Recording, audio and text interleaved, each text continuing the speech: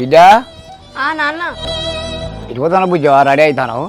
ఎట్లేదు నాన్న, ఏమైంది పిలిచినావు? బిడ్డ బాగా చేసుకుని ఉంటాను కదా, అసలు ఎందుకో చెప్పు నాకు. అసలు నాకు ఇష్టం లేని చెప్తుంటే అర్థం చేసుకో నాన్న, మళ్ళీ ఎందుకు అడుగుతున్నావు బావ గురించి నువ్వు? బిడ్డ ఎట్లా నువ్వు బాగా పెళ్లి చేసుకుని ఉంటున్నావు కదా, నీకు నచ్చిన వాళ్ళు ఎవరైనా ఉన్నారా, అది కూడా ఎవరైనా ప్రేమిస్తానా? నేను ఎవరైనా ఇష్టపడితే నీకు చెప్పాను నాన్న, నా మీద నీకు అంత నమ్మకం లేదా అని?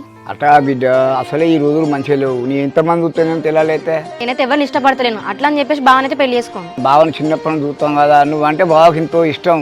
అంటే బావకి ఇష్టం ఉంటే సరిపోతుందా నాన్న, నాకు ఇష్టం ఉండొద్దా? నీ ఇష్టం లేకుండా నేను చెప్తానారా, తొందర పడకు, బావ యజ్ఞం అయ్యేదాకా ఆవు. పోపు డబ్బులు 5,000 పెట్టి తీసినావా? 5,000 అమ్మ, నేనే తీసిన. ఎందుకు బిడ్డ 5,000 ఏం చేసినావు? అన్వేష్కి అవసరం ఉంటే ఇచ్చిన అమ్మ, చిట్టి కట్టాలంటే. 5,000 ఎప్పుడు ఇచ్చినావు? నాకు ఒక మాట అన్న చెప్పలే. నువ్వు నిన్న మైనసంగం చిట్టి కట్టడానికి పోయినావు కదమ్మా, అప్పుడు వస్తే ఇచ్చిన. సరే బిడ్డ, మనకు కూడా పైసలు అవసరం ఉన్నాయి కదా, వారం రోజులలో ఇవ్వను. సరే అమ్మా, 1 వీక్ లో ఇస్తా అని చెప్పిండు.